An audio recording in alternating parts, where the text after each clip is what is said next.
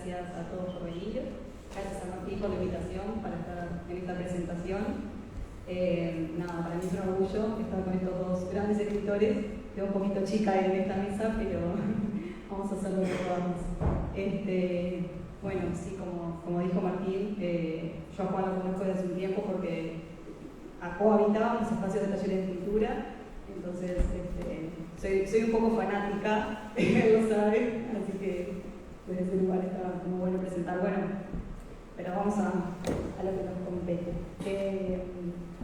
Este libro, me preguntaron estos días sobre qué trataba, y la realidad es que se me hizo como bastante difícil resumirlo y poder decir rápidamente el argumento. En primer lugar, porque es un libro de cuentos y eso hace que sea un poco difícil resumir. A veces pueden tener un argumento en común, pero lo que me pasó cuando me preguntaban y me ponían ese ejercicio fue que me di cuenta que sí había una línea de fondo en todos, y es esto de que habla de situaciones muy cotidianas, de situaciones muy mundanas, pero siempre en todos los cuentos hay como un ser extraño o una historia fantástica que se adentra, se instala y nadie se sorprende. O sea, lo fantástico no es como lo central, no es un libro de cuentos fantásticos, es un libro de cosas mundanas, de cosas cotidianas, pero que siempre están atravesadas por una rareza, y la rareza se normaliza completamente. Entonces, ya desde el inicio hay como una complicidad entre los personajes, el narrador y el lector, porque hay como un pacto de lectura implícito, donde todos normalizan eso que es extraño. Pero esta dificultad que me genera un poco resumir, me pareció interesante leer dos reseñas, una de Cecilia Ríos, que está acá presente, y otra de Leonardo de León, que escribieron la contratapa, y que puede ayudar también como un puntapié para arrancar esta conversación, que esperemos no sea muy aburrida para ustedes. Aunque su estilo fluya con admirable cortesía, Bertón frecuenta materiales metafísicamente explosivos, lo absurdo, lo díscolo, lo extraño, lo que deviene otro de sí mismo. Sus mundos se parecen al nuestro, pero pronto revelan un algo, se diría casi por año el lenguaje, que desarticula con lentitud corrosiva nuestra fácil creencia en la realidad. Esa necesaria ficción cotidiana, que la ficción de su literatura necesariamente ataca desde adentro. No en vano, Bertón ostenta un apellido anagrama de Bretón, padre del surrealismo. Parece nacido y nombrado desde la misma incomodidad que suscita el extraterrestre de sus cuentos, semejante a lo de la Dead Kafkiana, una criatura que nadie podría definir, a la vez que cualquiera sabe de qué se trata. Hemos conocido muchos disfraces del horror, pero nunca un horror así de cándido. Esa es la reseña de Leonardo de León. Cecilia Ríos dice que Juan Bertón desgrana sus historias con sutileza y logra transmitirnos la veracidad de múltiples escenarios donde la imaginación abunda y sorprende. Hogares donde las ratas y los gorilas son parte de la familia, un grupo de adolescentes ante un extraterrestre demasiado humano, amigos que se proponen soñar con sirenas o pensamientos con forma de pájaros. La rareza contada con naturalidad y buen humor, lo extraordinario sacude y a la vez despierta sonrisas. Es imposible no vernos a nosotros mismos en los personajes de estos cuentos, que son tan queribles como insoportables y amablemente inusuales. Ese es el comentario que hizo Cecilia Ríos sobre este libro.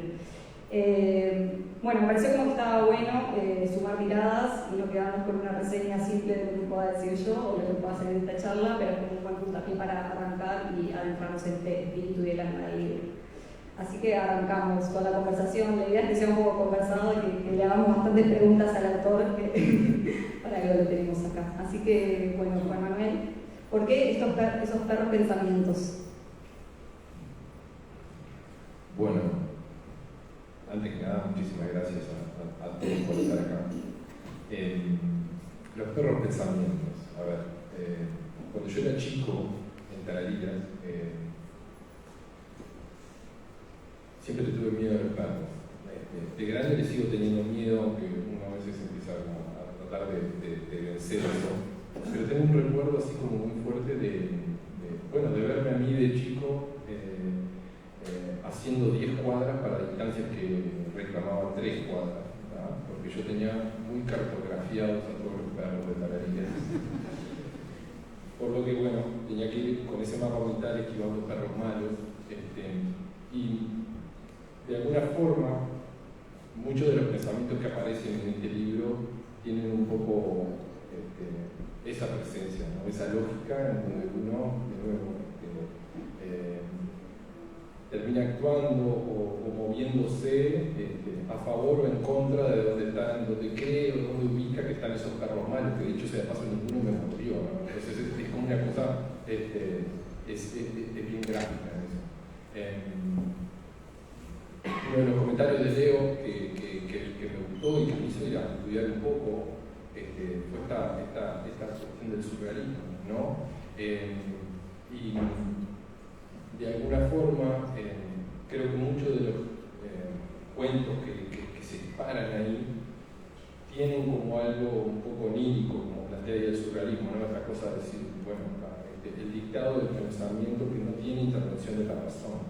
Y por eso esos perros pensamientos están como bastante presentes en lugares donde uno no espera, porque yo empiezo a escribir a partir de una imagen o de alguna idea, me imagino un extraterrestre fumando o un muchacho con unos collares de naranja, y los perros pensamientos son lo que empieza a rodear esos cuentos. Bien, yo me noté algunas cosas de lo que fui viendo, porque es cierto que en los libros de cuentos no necesariamente es tan fácil definir o encontrar cosas en común, pero creo que este no es ni bueno ni malo, creo que este es de los que tienen cosas bastante en común y me parece que está bueno como ir enfrentándolas al autor y a ver si está de acuerdo o no. Creo que en la primera página nombra a Feliberto Hernández y para mí es una influencia muy grande, pero después anoté algunas cositas que pueden parecer raras, como por ejemplo que hay párrafos de acentuación aguda cuya última parte queda resonando. Son frases largas que van cayendo por su peso y que la fuerza está al final. Y eso me hizo acordar, entre otros, a Dolina, por ejemplo, que tiene una cosa como aguda, como que los párrafos siempre terminan en la palabra que tienen que terminar y tienen una acentuación. Y después, antes de entrar en temas, como más de la forma, es una primera persona, pero es una persona que está sentada del otro lado de una mesa de un bar contándote un cuento.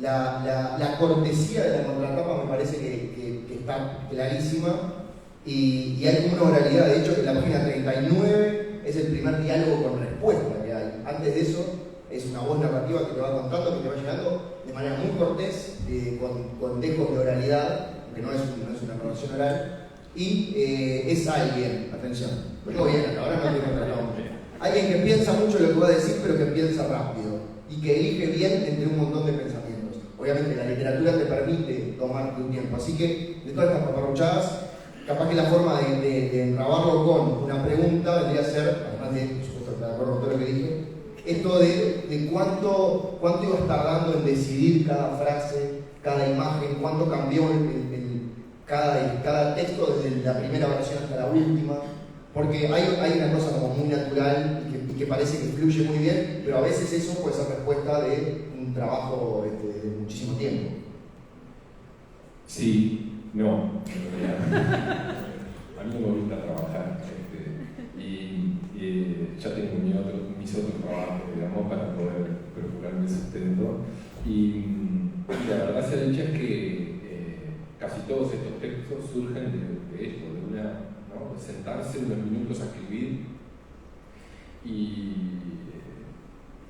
de alguna forma creo que por lo menos es lo que a mí me funciona, es tratar de nuevo de escupir algo, digamos, sobre la mesa sin mediatizarlo mucho, ¿no? Cuando empiezo a pensar, empiezo a mentir, entre comillas, y ahí tengo que frenar, ¿no? Hay una frase de Chekhov, creo que dice algo así como escribir hasta que uno empieza a mentir, y a mí me pasa eso. De nuevo vuelvo a lo de los sueños, ¿no? Esta cosa de que uno se despierta, tiene 2 o 3 imágenes, las reconstruye un poco, pero si empieza a tratar de dar un hilo a eso, ya empieza a meter hay otra parte del cerebro ahí que empieza a intervenir. Entonces, en general, esos párrafos que ves son como, en general, la primera versión de lo que sale. Me gustó muchísimo la referencia a Dolina, nunca lo hubiese atado porque también fui gran escucha y gran lector de Dolina también. Feliberto también está muy presente. Con Feliberto me pasó algo más raro porque yo lo conocí ya de grande, digamos. No sé si es una influencia literaria como cosas que te condicionan cuando te estás como formando, sino que fue como encontrar mi alma gemela cuando vi esa voz, que tiene como muchísima inocencia en la forma de relatar, y es como un poco me sale escribir de esa forma. A veces uno puede como pensar que detrás de ese párrafo hay un niño, digamos, o eso, como una forma de decirlo con esa candidez que se menciona ahí, que nada, es parte como de la voz narrativa, de lo que me sale. Ahora que hablaste de la voz narrativa, necesito meter otro bocado. No, hay algo que tiene Juan, que no sé si todos, bueno, algunos habrán leído el libro, otros no, pero conocerán un poco la forma de narrar, por lo menos la gente conocida, conocerá cómo escribe, y tiene algo que es muy particular, que a mí me llama la atención, que es un sello personal muy fuerte. Es muy difícil encontrar autores que realmente tengan una identidad tan marcada, que uno lo lea y no necesite la firma para saber quién es. Y eso realmente pasa con los textos de Juan. Pasó algo cómico en el Mundial de Escritura que ganó. Bueno, como compartimos talleres de escritura, cuando quedó entre los 10 finalistas, nos mandó el listado de los cuentos finalistas para que quisiéramos, el que quisiera votar, que lo votara. Y había como 3 o 4 cuentos que no tenían nombre, no sé qué pasó, hubo un error ahí del sistema, entonces tenían un número. Yo lo leí y fue automático. Después al final del cuento hablaba de tarariras o en la mitad, o sea, y ahí ya era obvio, no había como mucha chance, pero leyéndolo enseguida me di cuenta que era Juan. Y eso me parece que es impagable, o sea, no necesita la firma del autor para saber que es el autor. O sea, y toda esa construcción de cómo escribe, yo empecé como a desgranar ahora leyendo, intentando entender qué era lo que hacía que Juan sea Juan y que se distinga también. Y bueno, un poco ya Nacho dijo algunas cosas con las que comparto. Y tiene como en esa primera persona de la que hablabas, tiene como un lenguaje que es hasta un poco infantil a veces. Es como que hablara de formas como la de un niño, pero que no es un niño porque es una persona que fuma, que tiene hijos, que está en una familia y demás. O sea, sabemos que no es un niño, pero no tenemos muchas referencias en realidad de nada del autor. No tenemos referencias de edad, no tenemos referencias de dónde se sitúa. Entonces, es como que utiliza esta infantilización de la forma de hablar, no tanto del lenguaje, aunque sí es un lenguaje sencillo. Su forma hace que sea como esta ingenuidad que le permite hablar de cosas que de otra manera tal vez no podría. Entonces, hace mucha crítica social, crítica cultural, o por lo menos algunos lectores lo vemos así, después nos contarás. Habla de la melancolía, del tedio, de la tristeza, pero con un humor que es muy sano y que es un poco lo que construye esta voz. También me llamó la atención que hay como un no tiempo. Todo sucede como en un tiempo, no tiempo. Tampoco se sabe cuándo sucede, pero hay muchas referencias todo el tiempo que son como ese día, en esa época, algunos días, a veces, en aquel tiempo, casi siempre. Y todas esas referencias es como que el lector las tiene que completar, el lector tiene que entender en dónde está parado, porque en realidad no hay referencia de ningún tipo. No sabemos qué edad tiene él, entonces no sabemos cuándo es aquel tiempo. Pero todo sucede como en ese lugar y también sucede como en un lugar de la habitualidad. Utiliza como muchos pretéritos imperfectos para hablar de cosas muy sencillas y muy concretas. Entonces, no sé, yo me acá creo algo de un caso puntual de una profesora que, la profesora decía eso e inclinaba la cabeza. Y estaba hablando de una acción muy concreta, muy puntual que sucedía en ese momento, pero sin embargo pareciera como que en tarariras todo fuera repetido, todo fuera como un círculo que va y viene y siempre sucede de la misma manera. Entonces eso me parece que me lo da como esa forma de narrar. Y después las cuestiones que yo digo que me parece que son como un lenguaje cambiado, que utiliza muchos pronombres personales que en el lenguaje adulto ya los elidimos. Todo el tiempo dice yo estaba pensando, nosotros nos juntábamos con mis amigos, yo a veces veo, yo por ejemplo pienso, a mí el vendedor me dijo. Y eso es como muy del lenguaje infantil. Igual que los posesivos, esos pensamientos míos, esas ganas mías, esa casa nuestra, está todo el tiempo remarcando esa posesión que es como bien propia de un niño. Entonces, no es que, o sea, no tiene nada de infantil el libro, no es un libro para niños, aunque capaz que si lo lee un niño, hay comentarios de que lo leen niños y que te gusta, tendrán otras interpretaciones, otra lectura, pero hace que que pueda decir ciertas cosas muy profundas con una simpleza extrema. Entonces me parece que es un oxímoron, ¿viste? Entre simplicidad y profundidad, que le da una riqueza espectacular. Y que hace que el lector o la lectora también como que baje la guardia.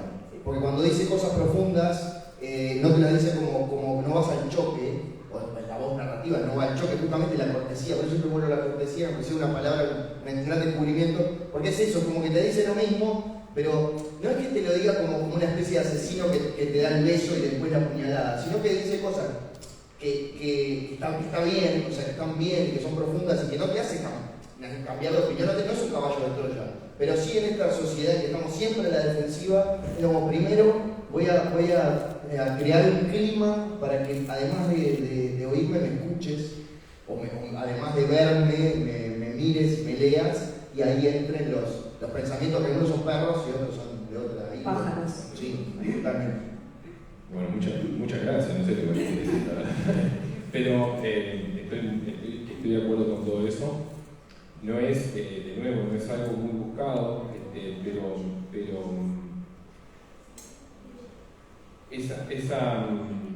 uno de los comentarios que hice al principio, como lector yo en general disfruto bastante de que me den como espacio. No necesariamente que es bueno eso, ¿no? Pero que me den como espacio en el sentido de esto,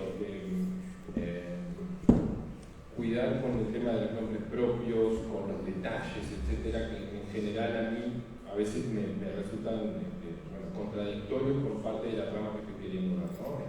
Para poner un ejemplo bien claro, no es lo mismo decir, bueno, este hombre, el viejito, que en general son las formas en que yo nombro a la gente, el viejito, la hermana, el tío, no hay nombres propios, porque a mí los nombres propios, eso, a veces te aterrizan otras cosas, ¿no? Cuando vos decís, no sé, Martín, bueno, quizá ese personaje que vos estás como tratando de elaborar, con ese nombre al lector le puede chocar porque tiene otro, ¿no? Tiene una carga, todos los nombres tienen una carga. Entonces me pasa lo mismo con los nombres, con los tiempos, ¿no? Es medio difícil adivinar si es un cuento que está ambientado en el año 60 o en el año 2023, ¿no? Se habla de teléfono a veces, un televisor por allá, pero nunca se sabe si es un celular.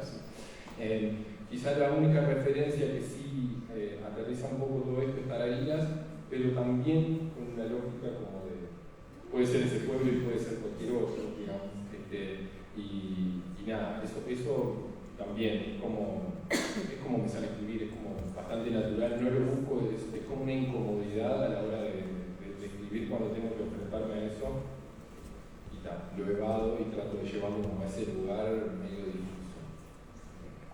Voy a agregar otro elemento del lenguaje bertoniano. Puede ser de agua, perdón. Ya igual la conocéis.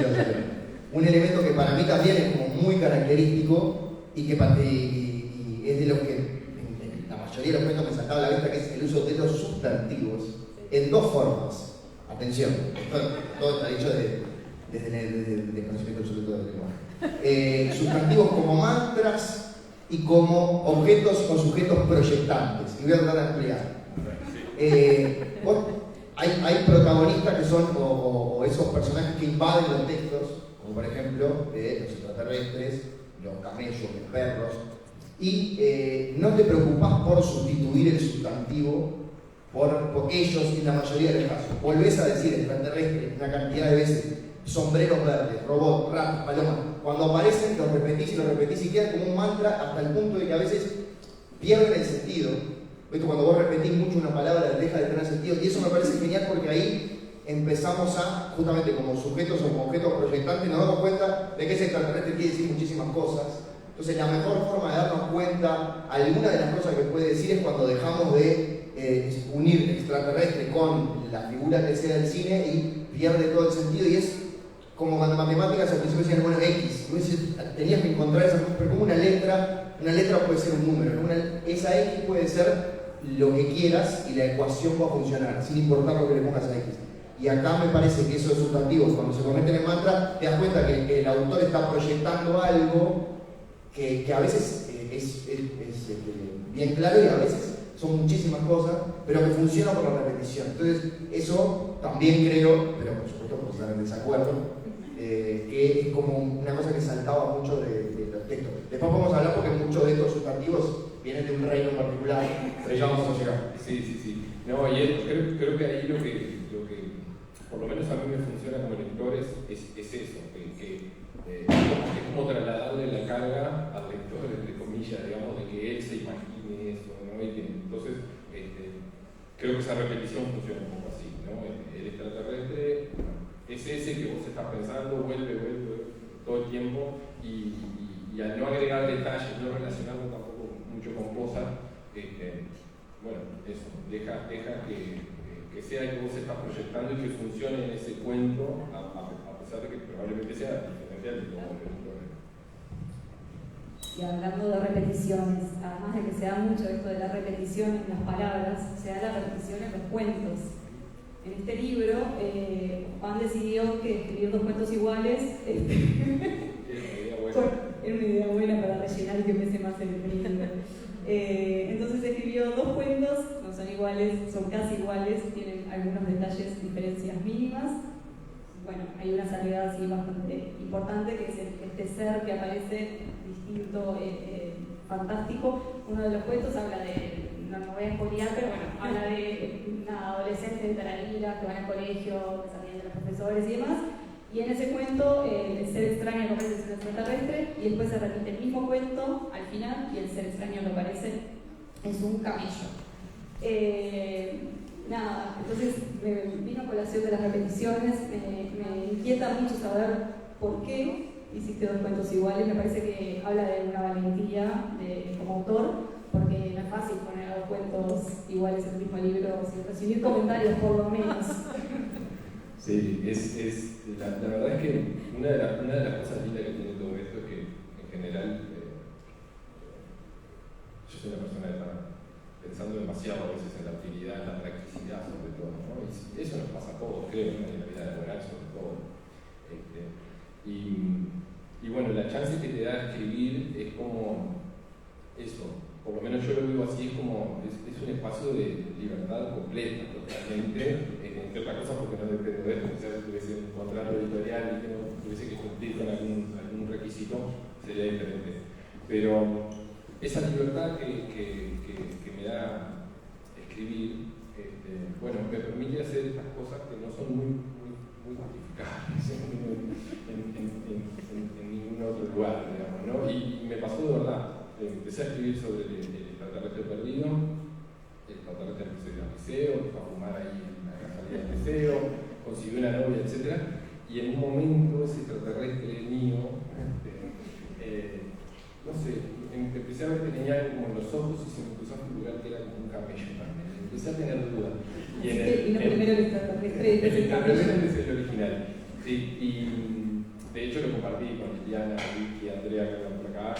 En esos encuentros que tenemos, ¿no? Compartimos textos y intercambiamos un poquito, le dije, che, miren, esto se me está yendo para acá. Bueno, tuvimos nuestros debates incluso, ¿no? Si extraterrestre, camello, etc. Y bueno, agradecidísimo de poder decir, bueno, le voy a hacer caso a estas 2 cosas que me pasaron, que no tienen mucho sentido, entre comillas, no tienen mucho sentido, no tiene sentido, pero nada, eso, voy a respetar esa sensación, que fue algo que realmente me pasó. Después sí, con los 2 cuentos ya medio finalizados, que son, de nuevo, en una parte son casi idénticos, encontré como que el extraterrestre me tiraba algunas pistas y el camello me tiraba otras, ¿no? Y ahí un poco se define un poco el final. Es imposible identificar, porque es esto, es como justificar un sueño, ¿no? Uno está ahí, como me dijo Sebastián el otro día, se despertó en mi cuarto, bajaba una escalera y estaba en la casa de los abuelos. Y si uno se pone a buscarle la forma de hilar eso, es imposible de justificar. Y con el camello y el extraterrestre me pasó eso. Pero a veces estás medio, por lo menos por lo que pusiste en el prólogo, a veces estabas medio incómodo con el camello o con el extraterrestre.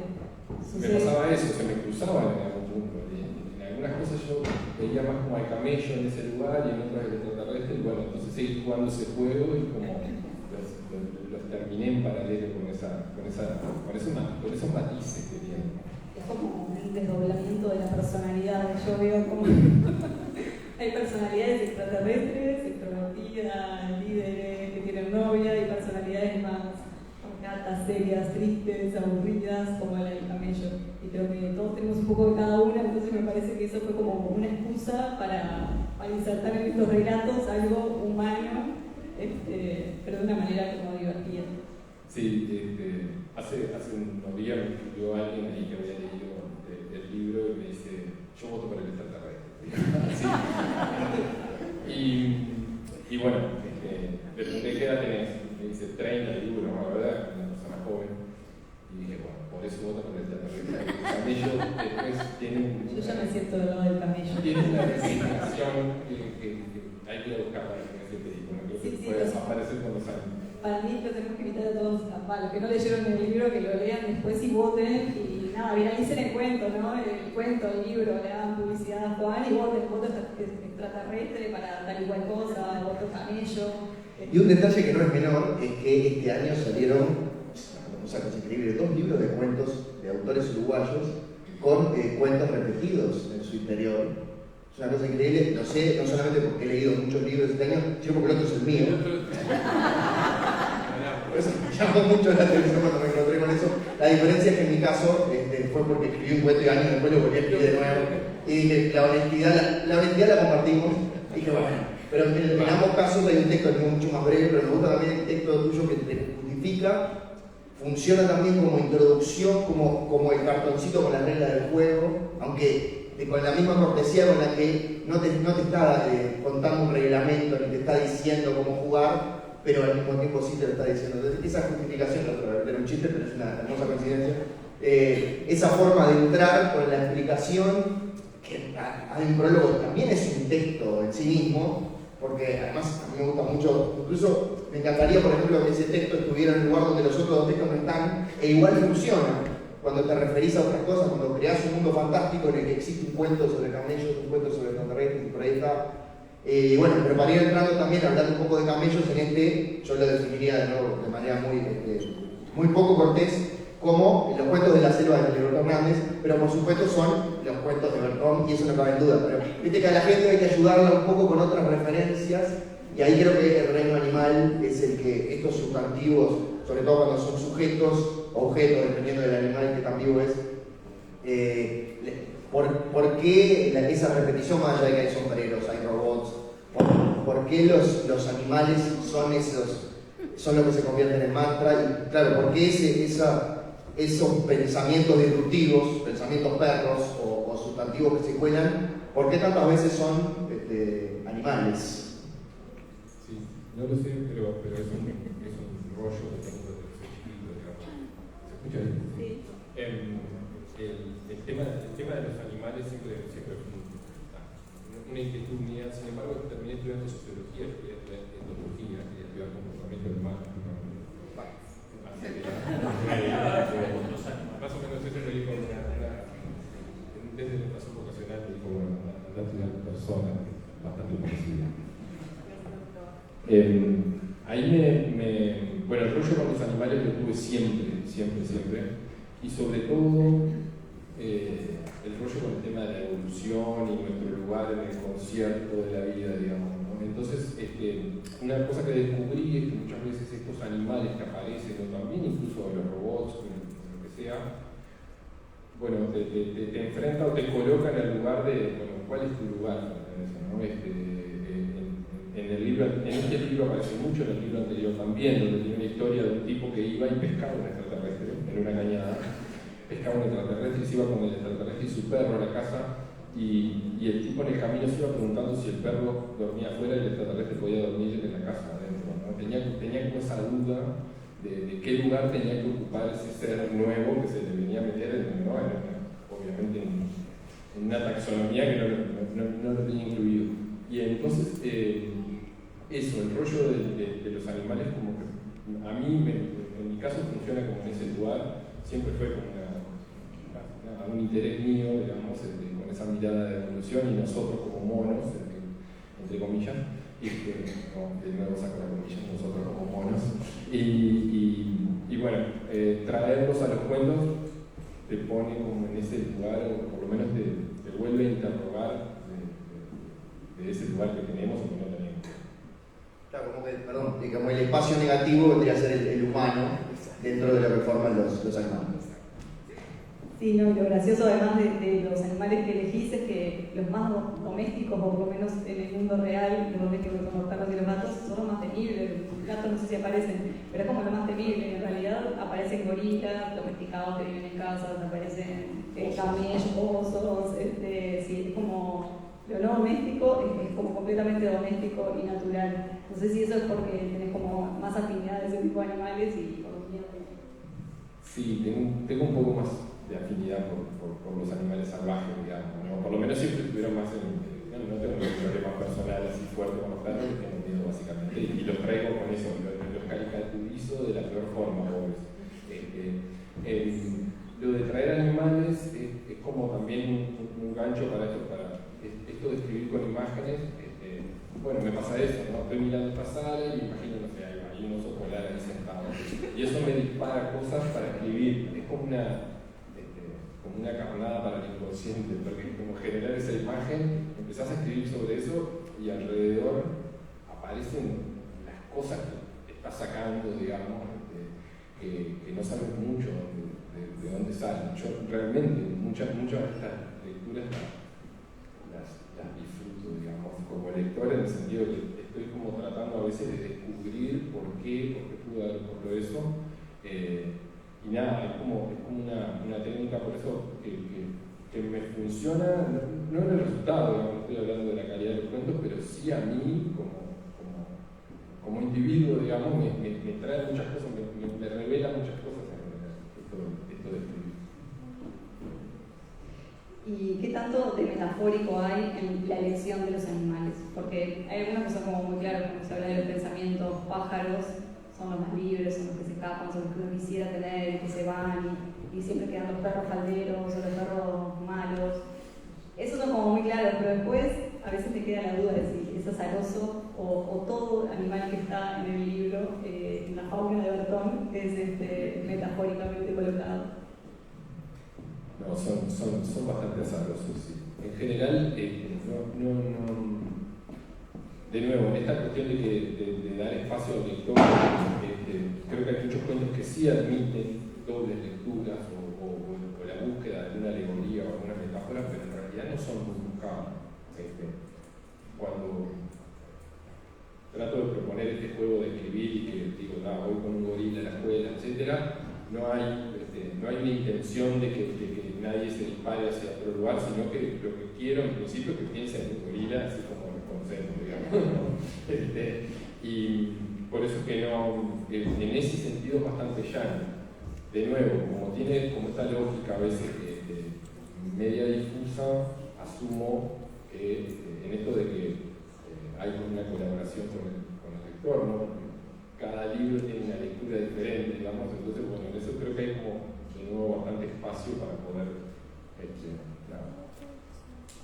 Sí, pero a veces igual se cuela, sobre todo, y me parece, en algunos cuentos, hay uno que me parece que es el cuento más político de todos, y otro que andan por ahí, que es el tema de la autoridad, que justamente son, los animales no están en esos, tiene que ver, por ejemplo, con los collares naranjas, con los sombreros verdes, y con dos autoridades distintas que creo, o digo, para mí, estoy seguro, para mí, como le digo, que hablan como una autoridad más benevolente y otra más tiránica, porque cuando la voz narrativa tiene como ese diálogo con los padres, como los padres le tienen una confianza, entonces le permiten seguir con eso pese a que, por ejemplo en el caso de los collares naranja, esa que no está tan bien visto, pero como confían en eso. Dentro de la familia hay una cosa como, no quiere decir que no haya comunicación, pero como que tienen claras ciertas cosas, entonces le dan unos permisos casi de adulto a un joven, pero después aparecen las autoridades del liceo o el presidente, dictador, que de una manera totalmente caprichosa dice, bueno, no sombreros verdes, nadie puso sombreros verdes, porque no importa, no pregunten.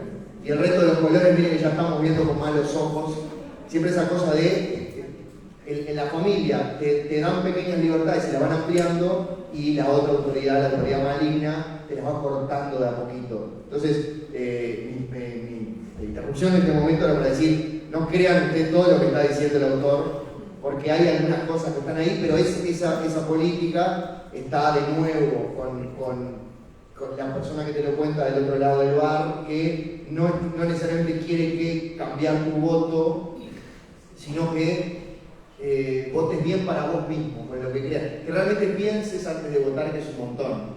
Entonces quería aportar mi granito de arena o de otra cosa, de azúcar impalpable a la conversación con eso. Yo creo que ahí hay algunas cosas que no quiere decir que sean mejores o peores que otras que están más difusas. Pero en el tema de autoridad, en ese par de ejemplos, creo que hay un intento, por lo menos ecológico. Sí, ahí hay un par de relatos. En el primer libro ya apareció el presidente Paloma, que bueno, no vamos a ampliar mucho más, pero bueno, es una Paloma, que es el presidente. Y en este libro también, y en el tercer libro que estoy escribiendo aparece un poco más y aparece bastante más esto de como, digo, sin nombres propios, pero sí de tratar de ridiculizar un poco, digamos, ciertas lógicas que puede tener la política como de alto nivel, en general, ¿no? No es como de política partidaria, pero sí de las lógicas más protocolares, más de la toma de decisiones. Ahí hay como una búsqueda, en general, medio vinculada al humor, pero que sí que está presente y que tiene esa lectura. Lo mismo con el de los collares de naranja, digamos, esa tensión que hay entre los adolescentes de 12, 13 años, una prohibición que parece también bastante tonta, porque en definitiva, casi como cualquier prohibición, termina siendo abriendo la puerta para un montón de otras cosas. Sí, con respecto a ese cuento particular, para mí creo que es mi favorito de todos, el de la paloma presidenta. Está bueno también, además la cuestión política, también la cuestión social, cómo se manejan también las familias en torno a las cosas que pasan, ¿no? Porque hay un decretazo de paloma que no se puede usar sombreros verdes, entonces eso sale en la tele y la gente acata y se preguntan, ¿pero esto por qué?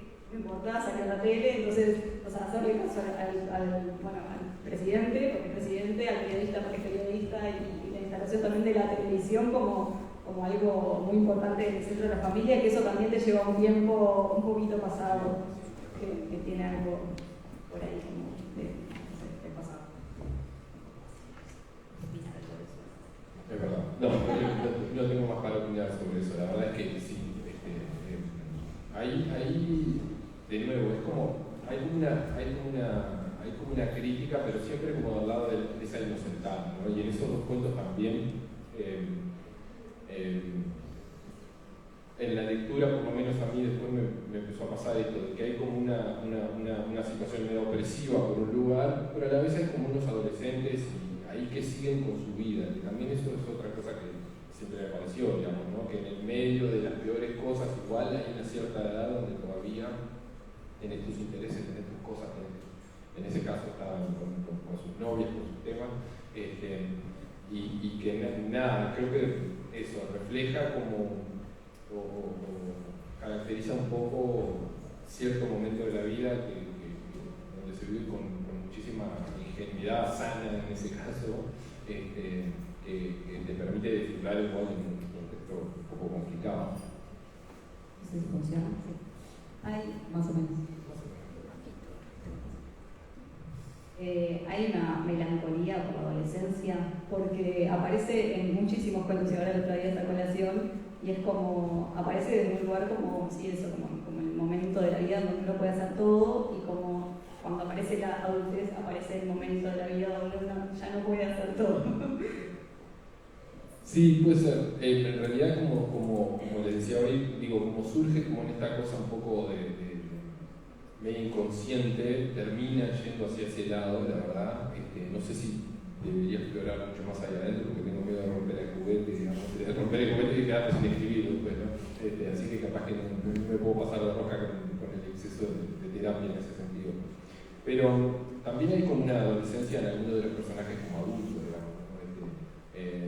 Muchas veces caracterizo como así, como con un toque muy ingenuo, y bueno, nada, es algo que proyecto también que puede ser personal y a la vez como que envidio en cierto momento. No hay mucho más que eso, y tampoco soy muy convencido de que la adolescencia sea la mejor etapa de la vida, nada que se le parezca, es como surge en este caso. Lo mencionaste a la pasada, pero creo que podemos ampliar un poquitito con Tarariras como también esa presencia constante. Mi duda no, o sea, la pregunta que te quiero hacer, ya que estoy acá, vamos a aprovechar, si a esta altura esa creación de esa versión, en tu caso, es como esas otras muy conocidas ciudades ficticias de otros autores con tanto talento como el tuyo, en tu caso está inspirada en el pasado en hechos reales, si a esta altura ya tenés en tu mente esa tararía sonírica o tararías animal que te permite en el texto siguiente entrar más rápido en ese lugar, como que te imaginás algo, pero en esa versión tuya, atemporal, plagada de otros seres de la ciudad. Sí, está como en ese lugar. Y de nuevo, tiene esta lógica que es un pueblo, pero en medio que pueden ser todos, digamos. No hay ninguna característica que lo distinga de otro. Básicamente lo que funciona es como la lógica del pueblo para bien y para mal, ¿no? En algún punto tiene esa lógica como de eso, muy solidaria, de todos nos conocemos, etc. Y en otros relatos tiene como una cuestión ahí un poco más punitiva, digamos, donde desviarse de la norma puede tener un costo bastante alto, porque nos conocemos todos, exactamente. Entonces, nada, ya es como que forma parte del personaje, ¿no? Las ambientaciones me surgen naturalmente hacia ahí. Tuve dudas al principio de si se debía llamar Tarariras. Le había inventado un nombre, no, había traído un nombre anterior de la ciudad, que era Joaquín Suárez. Probé con Joaquín Suárez en los relatos, y Gabio Neto, que hoy no pudo venir, pero que quien dirige los talleres creativos a los que yo iba, me dijo, no, Tarariras. O sea, Tarariras tiene una sonoridad, ¿Qué musicalidad? Exacto, una reminiscencia ahí, y tiene una cosa ahí de síndrome de Congo belga, digamos, ¿no? Que me pasó mucho cuando llegué a Montevideo, cuando uno dice Tarariras, hay gente que se imagina un cruce de camino donde hay 4 casas, ¿no? Y bueno, me funciona, me sirve, y lo uso un poco a favor de él. ¿Por qué quieres hablar más de los tópicos? Pero me interesaba en realidad saber si siempre escribís cuentos o hablaste de un tercer libro y quería saber si va por cuentos también o novela, te animás a algo distinto. No, voy por cuentos también, voy por cuentos cortitos, son los que más disfruto como lector, y tengo por ahí una especie de novela corta que surge a partir de un cuento de mi primer libro, pero no es la forma que me queda más cómoda para escribirla, por esta idea de que eso, empiezo a ponerle mucho de la parte más frontal del cerebro, digamos, y por lo menos a mí no me funciona. No tengo muy claro, digamos, quizá algún lector pueda decir, no, es mucho mejor que lo que estás haciendo, y probablemente, pero yo me divierto más en esta lógica, y bueno, es medio con eso que hago esto, con el ritmo también. Entonces, por ahora voy a seguir con los cuentos cortitos, me parece. Capaz que justamente un texto, aparece la idea, un texto más largo te obliga a que ciertas reglas estén un poco más claras, o que ciertas repeticiones tengas que regularlas. Entonces acá hay estos disparos cortos, pero bueno, lo que se decía obviamente de la novela de gana por puntos y el cuento tiene que ganar por nocaut, creo que también son mucho más lindas las peleas que terminan en nocaut. Y digo, obviamente tengo una deformación autoral que hace que sí, que los cuentos son lo más lindo que hay, y que obviamente, pero está bueno esa otra pregunta porque siempre pensaba desde la novela no como la evolución del texto, sino como una idea que necesite más páginas para fluir. Creo que acá también en la diferencia, porque hay algunos textos que son más extensos, creo que queda bastante claro que cada cuento dura lo que tenía que durar, cada texto dura lo que tenía que durar, ni más ni menos. Sí, tal cual. De hecho, esto que les digo, en general la gran mayoría, yo diría, el 90% están escritos de una sentada, ¿no? Empiezan y terminan en un ratito, después a veces se revisan, etcétera, pero salen de esa forma. y esto, y la lógica de la novela te implica lo que, por lo menos a mí naturalmente, se parece más como al trabajo, ¿no? A controlar algunas cosas, bueno, esta idea de no poner nombres, etcétera, es un poco complicada. Quizá lo más parecido a algo así que me gustaría escribir sería un cuento largo, una novela corta, como por ejemplo, no sé, La Metamorfosis, que me parece una genialidad, a mí no, a todo el mundo creo, que creo que funciona con esa lógica casi que de cuento. No sé, me veo más como en un lugar así quizá que en una novela, con la arquitectura que tiene una novela, con el pienso que es una novela, que no es por lo menos la parte que más disfruto. Bueno, yo no tengo ninguna pregunta más. Capaz que estaría bueno que leas sí, o que el público pregunte algo o que leas algún fragmentito de algo. Un pequeño detalle que cuando se abre el marco de preguntas, si nadie pregunta, porque no tengo clarísimo. Por la duda, no hay que tomarlo como algo malo, sino como algo genial. Y si hay preguntas, es como que hay curiosidad, eso también está bueno. O sea, no hay mala respuesta. Vinimos a felicitarnos acá. Si quieren leo algo cortito, que me parece bastante gráfico de este.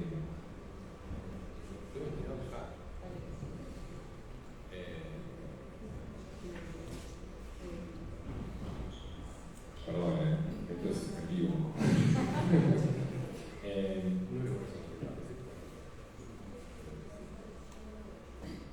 Voy a leer uno bien cortito que viene a cuento, tiene muchas repeticiones, tiene todos los vicios que estuvimos relatando recién, así que me parece que puede ir en este lugar. Se llama Los lugares inconfesables y dice así. A veces yo salía a caminar buscando algo muy difícil de encontrar, que era la libertad. Entonces yo era joven y creía que ser libre consistía en salir a caminar sin rumbo ni destino. Yo salía caminando por la calle General Artigas hasta llegar a la ruta y miraba a ambos lados, y siempre elegía ir hacia la izquierda. Hacia la izquierda había menos perros, y yo en esas salidas en búsqueda de la libertad siempre elegía los caminos con menos perros. Después caminaba por la calle Kennedy y pensaba en mi vida, tan llena de cosas que me limitaban a hacer eso que yo quería, que era ser libre de hacer cualquier cosa. Caminaba mirando el piso y levantando la vista cada tanto para ver a los perros, porque en Tarariras hay perros a montones y son perros que viven con nosotros en completa libertad y que se creen un poco con derecho a molestar a cualquiera que pase. Entonces yo esquivaba perros y seguía buscando eso, y tomaba alguna callecita lateral de alguno de los barrios que estaban en las márgenes del pueblo, que son realmente lugares infestados de perros sueltos. Por algún motivo en esos barrios del margen hay más perros que en el centro, y son perros grandes o chicos, pero siempre atrevidos. Yo caminaba pensaba más en los perros que en la libertad. Empezaba a pensar en la vuelta, porque estaba cayendo la tarde y cuando eso pasa los perros se ponen en guardia. Parece que la tarde-noche los invita a ser más malos o atrevidos y a cuidar más esas casas del borde del pueblo. Yo aceleraba el paso mientras pensaba en los lugares que no debía recorrer si no quería cruzarme con esos perros. Y ese acelerar el paso parece que los pone de muy mal talante a esos perros marginales, porque se acercaban ladrando y al trote con sus colas paradas y sus orejas paradas de perro enojado. Casi siempre me volvía a casa caminando rápido y fumando, porque cuando yo fumaba me sentía más seguro frente a los perros. De alguna forma, yo creía que les decía a ellos que fumaba porque era todo un hombre. Y llegaba y me encerraba en mi casa a buscar alguna forma de libertad que no involucrara caminar entre los perros. Sacaba a pasear a mis pensamientos a lugares raros e inconfesables, porque yo me sentía realmente libre cuando pensaba en algo raro e inconfesable. Pero estaba en esos lugares solo por un breve lapso de tiempo, porque también a esos lugares llegan los perros malos.